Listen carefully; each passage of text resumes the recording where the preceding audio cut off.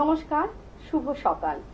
Channel vision আয়োজিত twilight production প্রযোজিত মনের জানালা স্পন্সর্ড বাই ভেনাস অনুষ্ঠানে আপনাদের সকলকে স্বাগত।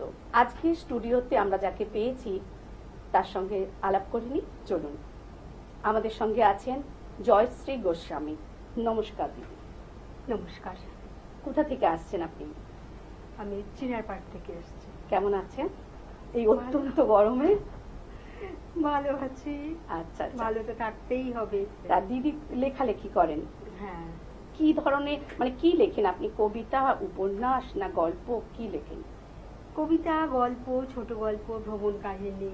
আচ্ছা আচ্ছা, এগুলো সবই লিখি। তো আজকে আমাদের জন্য কি শোনাবেন, কি নিয়ে এসেছেন? আমি আজকে ছোটদের লেখাই আমি বেশি লিখতে ভালোবাসি। আচ্ছা, ছোটদের একটা বইও আছে, আবৃত্তির ছড়া কবিতা ছোটদের। এখন আমার ইচ্ছে আজকে আমি সেই নিয়েই কথা বলি। বেশ, তাহলে চলুন শুনে নি। প্রথম কবিতা কি শোনাচ্ছেন? প্রথম কবিতা বাবানের সঙ্গী, আমার বইয়ের নাম বাবানের সঙ্গী। আচ্ছা আচ্ছা। হ্যাঁ, এই কবিতা বলতে চেয়েছি যে গাছপালা এরাও কিন্তু আমাদের একাকী জীবনে সঙ্গ দিতে পারে, আমাদের ভালো রাখে। আচ্ছা, হ্যাঁ, তাই তো তাই তো। গাছপালা সারা জীবন আমাদের ভালো রাখতে পারে। গাছপালা থাকলে তবে সবুজ থাকবে, চারদিকে শান্তি থাকবে। চলুন কবিতাটা শুনে। একটা বাচ্চা খুব একাকী, নাম বাবানের সঙ্গে। মাম্মা গেছেন হসপিটালে, বাবান ঘরে একা। ঠাকুর মায়ের বড্ড অসুখ, চোখে যায় না দেখা। মনটা বড্ড খারাপ খারাপ, ভাল লাগে না কিছু। বারান্দাতে দাঁড়িয়ে বাবান মুখটি করে নিচু। টবে ফোটা ফুলগুলো সব উঠল যেন বলে, কাছে কেন বাবান সোনা, এইখানে আয় চলে। বাবান দেখে ফুলগুলোকে, মলিন কেন এত, এরাও কি দুঃখী সবাই, দুঃখী আমার মতো। দোপাটি লুটিয়ে গেছে, জুইটি গেছে হেলে, তাজা করি গুটিয়ে গেছে গন্ধরাজ আর বেলে। ও বুঝেছি কাল ও পরশু জল পড়েনি ফুলে, ঠাকুর মায়ের অসুখ বলে মা গেছে সব ভুলে। ঘুরে দাঁড়ায় ছোট্ট বাবান ছোট্ট ঝাঁঝরি নিয়ে, ফুলগুলোকে আদর করে ভিজলো জল দিয়ে। খাবার পেয়ে গাছগুলো তাই উঠল সবাই দুলে, গাছের সাথে আনন্দে সে দুঃখ গেল ভুলে। বাহ, খুব সুন্দর। বাবান বলতে মনে পড়ে গেল আমার ছেলের নাম বাবান। তো আপনি কবিতাটা বলছেন, আমার ছেলের মুখটা আমার সামনে ভেসে উঠছিল, খুব ভালো লাগলো। আর একটা কবিতা বলি। হ্যাঁ নিশ্চয়ই। এখন যা পরিস্থিতি, যেমন সংহতির ওপরে, আমরা তো চাইবো নানা রং নানা এর মধ্যে এত কি বলবো সংহতি বজায় থাকুক। হ্যাঁ, হানাহানি এর মধ্যে সংহতি তো চাইবো আমরা।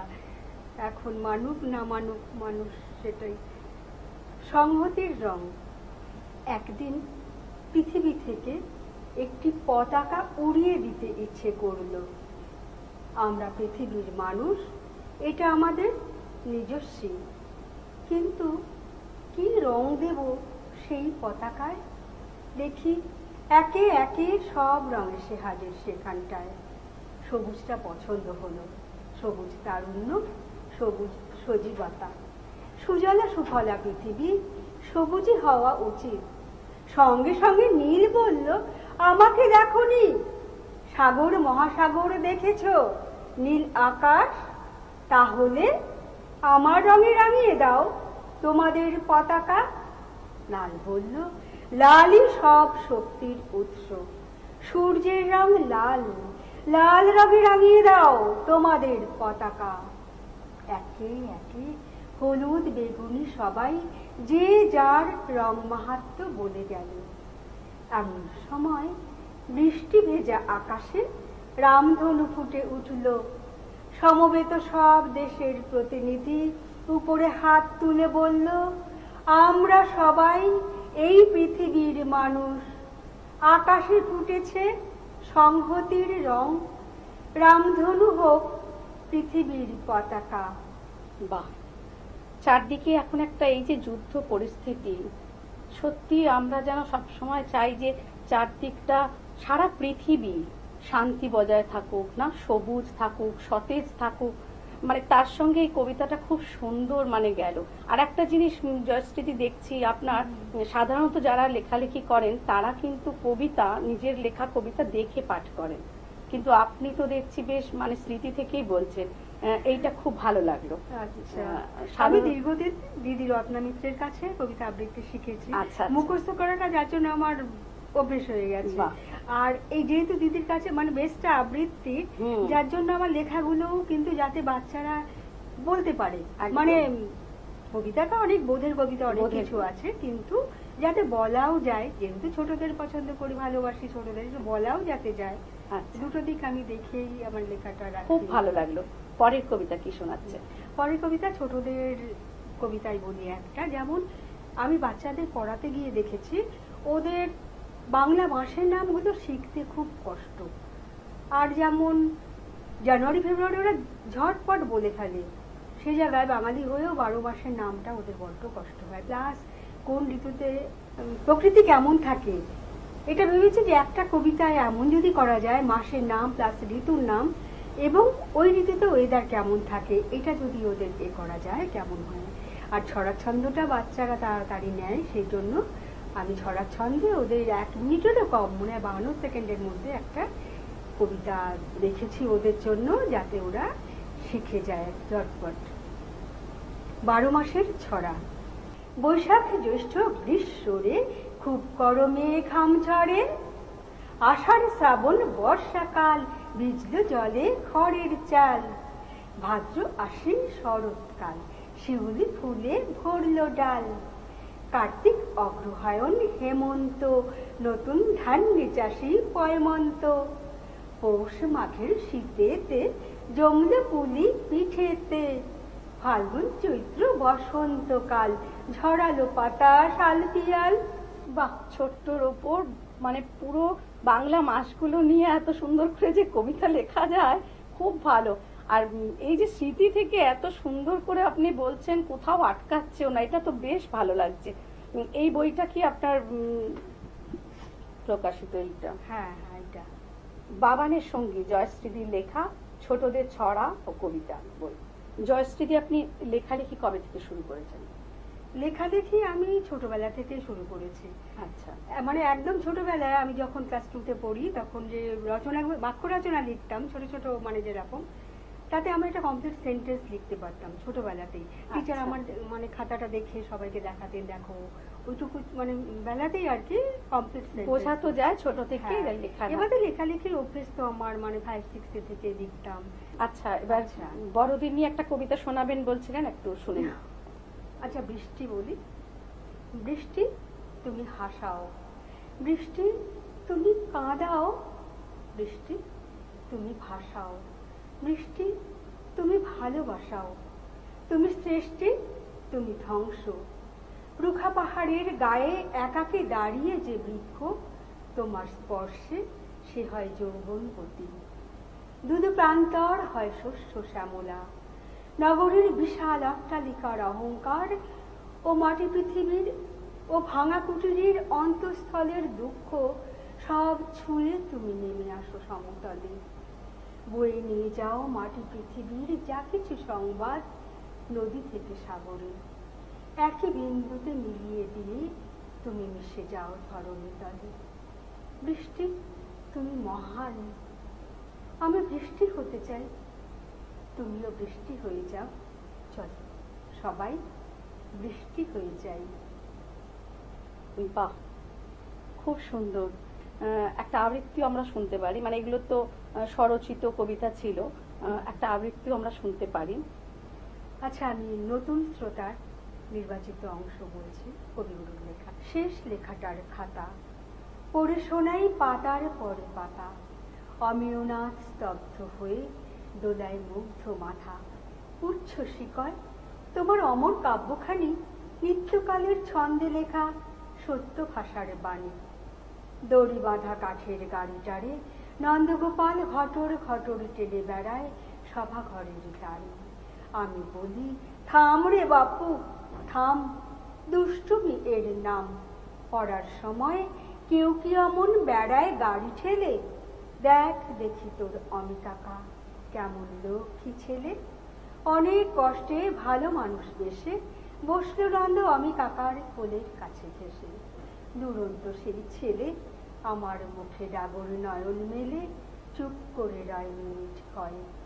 অমিরে কয় ঠেলে, শোনো অমি কাকা, গাড়ির ভাঙা চাকা সারিয়ে দেবে বলেছিলে, দাও এটা স্ক্রু। অমি বললে কানে কানে, চুপ চুপ চুপ। আবার খানিক শান্ত হয়ে শুনল বসে নন্দ কবিবরের অমর ভাষার ছন্দ। একটু পরে উসখুসিয়ে গাড়ির থেকে 10-12টা করি মেজের পরে করলে ছড়াছড়ি। ঝমঝমিয়ে করিগুলো গুনগুনিয়ে আউড়ে চলে চড়া। এর পরে আর হয় না কাব্য পড়া। তার ছড়া আর আমার ছড়ায় আর কতক্ষণ চলবে রেশারেশি? হার মানতে হবেই শেষাশেষি। আমি বললে, দুষ্টু ছেলে। নন্দ বললে, তোমার সঙ্গে আড়ি নিয়ে যাব গাড়ি। দিন দাদাকে ডাকবো ছাতে, স্টেশনের খেলায় গড়গড়িয়ে যাবে গাড়ি ভর্তি পাটির মেলায়। এই বলে সে ছলছলানির চোখে গাড়ি নিয়ে দৌড়ে গেল কোন দিকে কোন ঝোঁকে। আমি বললেন, যাও আমিও, আজকে পড়া থাক। নন্দগোপাল এনেছে তার নতুন কালের ডাক। আমার ছন্দে কান দিল না ও যে, কি মানে তার আমি বোঝে আর যারা নাই বোঝে। যে কবির শুনবে পড়া সেও তো আজ খেলারে তালি ঠেলে। স্টেশনের খেলাই সেও খেলে। আমার মেলা ভাঙবে যখন দেব খেয়াই পারি, তার মেলাতে পৌঁছবে তার গাড়ি। আমার পড়ার মাঝে তারই আষাঢ়ে ঘন্টা যদি বাজে, সহজে মনে পারি যেন আসর ছেড়ে দিতে। নতুন কালের বাসি টেরে নতুন প্রাণী ডেকেতে। ভরেছিলেন এই ফাগুনের ডালা, তা নিয়ে কেউ নাই বা গাথুক আর ফাগুনের মালা। জয়শ্রীদির কবিতা শুনতে শুনতে কখন যে সময় গড়িয়ে গেছে খেয়ালই হয়নি। জয়শ্রীদি, আপনার লেখালেখি চলতে থাকুক, আপনি ভালো থাকুন। আমরা ফিরে আসছি একটা ছোট্ট বিরতির পর। Venus the hot water professionals. আসুন, I will show you. Venus দেখতে সুন্দর, এতে আপনার টাকাও সাশ্রয় হবে। এর এনার্জি সেভিং মডেলস এর মাধ্যমে instant water heater, storage water heater, tankless water heater, 5 এসির জন্য যা দেয় দীর্ঘ আয়ু। আপনার জীবনযাত্রার সঙ্গে মানানসই সুবিধাজনক model. Trust the hot water professionals for a refreshing bath. ফিরে এলাম বিরতির পর আপনাদের পছন্দের অনুষ্ঠান মনের জানালায়। সঙ্গে রয়েছি আমি আপনাদের বন্ধু প্রিয়াঙ্কা। আমার সাথে স্টুডিওতে রয়েছেন এই মুহূর্তে দুজন শিল্পী, যাদের নাম হচ্ছে ডলি মিত্র এবং দেবযানী দাস। গানে রয়েছেন দেবযানী দাস এবং কবিতায় ডলি মিত্র। শুনে নেব তাদের পরিবেশনা। আজিকার দিন না ফুরাতে, হবে মোর এই আশা পুরাতে। শুধু এবারের মতো বসন্তের ফুল যত, যাব না দুজনে কুড়াতে। তোমার কানন তলে ফাল্গুন আসবে বারংবার, তাহারই একটি শুধু মাগি আমি দুয়ারে তোমার। কবিগুরু রবীন্দ্রনাথ ঠাকুরের শেষ বসন্ত কবিতার দুটি লাইন দিয়ে শুরু করছে আজকে আমাদের সুর, তাল ও ছন্দের ডালি। আমাদের মধ্যে সঙ্গীতে অংশগ্রহণ করেছে আমি দেবযানী দাস। আমি কথা ও কবিতায় ডলি মিত্র। আজ জ্যোৎস্না রাতে সবাই গেছে বনে। আজ জ্যোৎস্না রাতে সবাই গেছে বনে। আজ বসন্তের এই মাতাল সমীরণে। আজ জ্যোৎস্না রাতে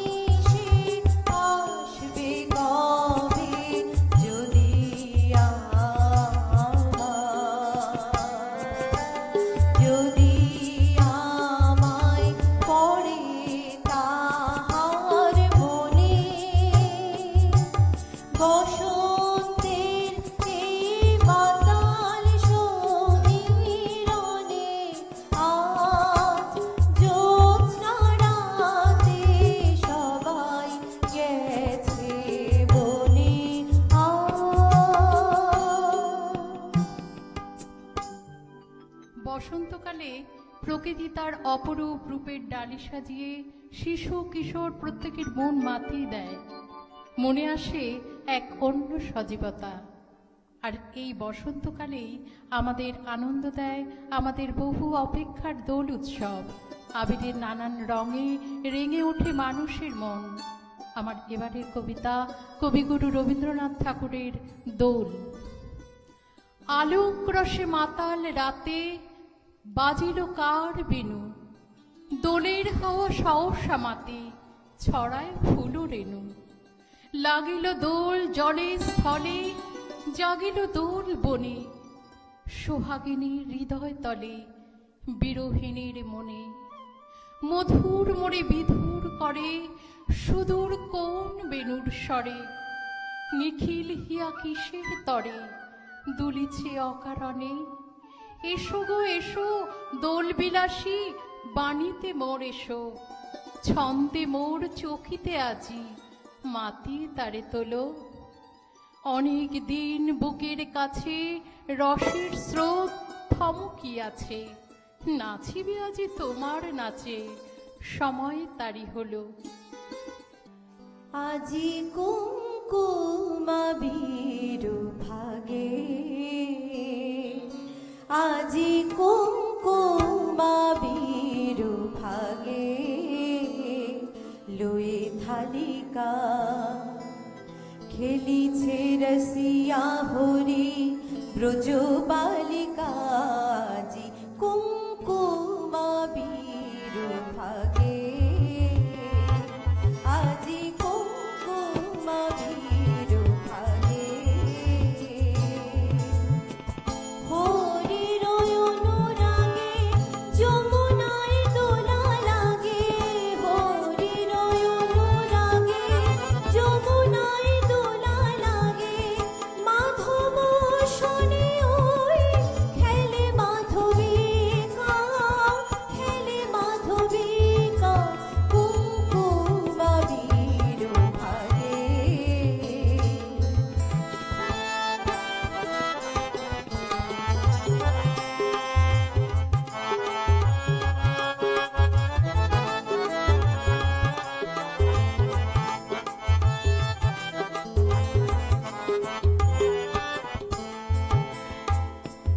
রঙের রঘুনাথে রঙ্গিলা ঘাঘরিতে, রঙের গাঘরিতে রঙ্গিলা ঘাঘরিতে, রঙের মাতন লাগায়, রঙের মাতন লাগায়। নাগরিকা জেগেছে রঙের নিশা, মাধবী মধুমেশা জেগেছে রঙের নিশা, মাধবী মধুমেশা। মনের কোণে দোলে রাঙা মালিকা, রাঙা ফুল মালিকা। আজি কুঙ্কুমাবীর ভাগে, আজি কুঙ্কুমাবীর ভাগে, লয়ে থালিকা খেলিছে রসিয়া হরি ব্রজ বালিকা। আজি কুঙ্কুমাবীর, কুঙ্কুমাবীর, কুঙ্কুমাবীর ভাগে।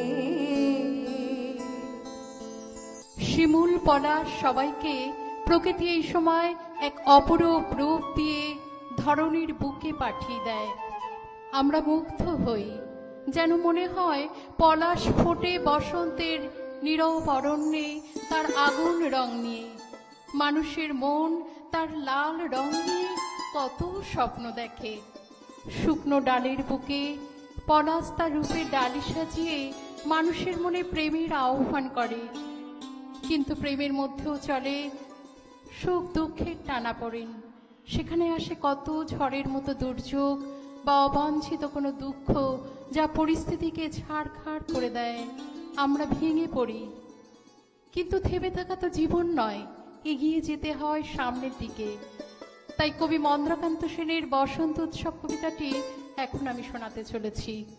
বসন্তকাল আসলে পরে গাছগাছালির মজা, সবাই মিলে উড়িয়ে দিল কিশলয়ের ধ্বজা। সেজে গুজে চলল সবাই উৎসবে যোগ দিতে। শিমুল পলাশ সবার মাথায় টুকটুকে লাল ফিতে। কৃষ্ণচূড়ার আগুন রঙের ওড়না চুড়িদার, রাধা চূড়ার মতন আছে স্বর্ণচুড়ি কার। জারুল পারুল ভাই বোনেতে করছে কি হাঙ্গামা, ওদের যে চাই গোলাপি আর বেগনি রঙের জামা। আলোকসজ্জা নইলে কি আর তেমন শোভা কোলে, অমল দাসের ডালে সোনার ঝাড় লণ্ঠন দোলে। মুখ লুকিয়ে শুকিয়েছিল মাদার গাছের ডাল, দক্ষিণ হাওয়ার খবর পেয়ে সাজত লালে লাল। ভিনদেশে এক অথিত এলো সাকিন মাদুরাই, নামখানি তার ছায়া তরু রূপের সীমানায়। রুদ্রপলাশ নামটি বড্ড কঠিন এবং ভারী, কমলা রঙের পাগড়ি তারও কেমন মনোহারী। এমনিতর নানান সাজে সেজে সকল গাছ সবাই মিলে করল শুরু মহোৎসবের নাচ। নাচে গানে খুশির টানে উঠল সবাই মেতে। কেউ দেখেনি দূরের মাঠে কে ছিল ওত পেতে। হিংসুটে এক কালবৈশাখী হঠাৎ এলো তেড়ে, ঝাঁপিয়ে পড়ে গাছগাছালির শয্যা নিল কেড়ে। ফেললো ছিঁড়ে নতুন জামা, ঝাঁকিয়ে দিল চুল, পথের ধুলোয় লুটিয়ে দিল সদ্য ফোটা ফুল। ধ্বংসলীলা সাঙ্গ করে উধাও হলো শেষে। কেন এমন দুঃখ এলো হাসি খুশির দেশে? আসলে কি এমনি করে জীবন ধারা বয়, সুখের ভীষণ কাছেই থাকে দুঃখ ভাবার ভয়। ফুল ফোটানোর মাসেই আসে কালবৈশাখীর হানা, বিপদ কোথায় লুকিয়ে থাকে যায় না তারে জানা। তাই বলে কি শিমুল পলাশ ফুটবে না আর কাল? রাত পোহালেই উঠবে ভোরে কৃষ্ণচূড়ার ডাল। হিংসুটে ঝড় আজকে যাদের হাত পা দিল ভেঙে, কালকে তারাই উঠবে আবার নতুন রঙে রেঙে। না হয় আবার ঝড়ের হাতে দুঃখ পেতে হবে, ফুল ফুটিয়ে যাবেই তারা বসন্ত উৎসবে। ফুল ফুটিয়ে যাবেই তারা বসন্ত উৎসবে। কি নামে আগে ডাকবে ঠিক করো, জননী, বধূ, মোহিনী নাকি কাম? যে জ্বালা ঘর পুড়িয়ে ছাই করে সেই তো প্রদীপ পূর্ণ মনস্কাম। কি নামে আগে ডাকবে ঠিক করো, আমি মাটি ধরিত্রী ও নারী, তোমায় সারা জীবন ছুঁয়ে আছি, কারণ আমি বদলে দিতে পারি। এতক্ষণ আমরা মুগ্ধ হয়ে শুনলাম ওনাদের গান এবং কবিতার পরিবেশনা, কিন্তু আমাদের হাতে সময় খুব কম, তাই আমাদের আজকের মতন যেতে হবে এবং দেখা হবে আগামী কোনো এপিসোডে। ততক্ষণ পর্যন্ত সবাই ভালো থাকুন, সুস্থ থাকুন, ধন্যবাদ।